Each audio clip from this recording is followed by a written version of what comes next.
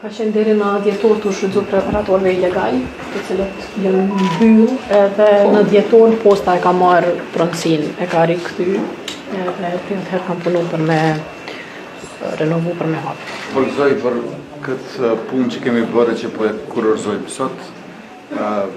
Zyra e 4 të postës Kosovës Leposavić, 2 prej tyre në qytet.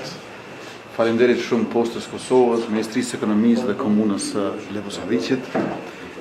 Ky është një lloj bashkëdyzimi i ligjshmërisë dhe i cilësisë. Ata operatorët e palicencuar që kanë funksionuar më herët janë mbyllur, dhe tash e kemi postën e Kosovës ku përveç dërgesave të zakonshme të postës mund të pranohen edhe njëte financiare në euro për qytetarët e Leposavićit. Besoj që është një lajm i mirë edhe për banorët e komunës, por edhe për shërbimin postar publik të Republikës së Kosovës, përgëzime, Nora, Artane, Lulzim edhe Marina.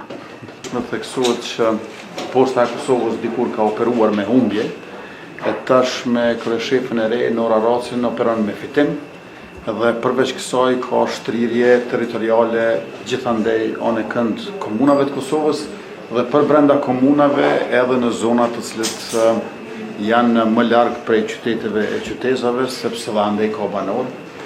Posta e Kosovës nuk e shikon se ku ka fitim që të ketë zyre, ku ka qytetar që të ketë shërbim.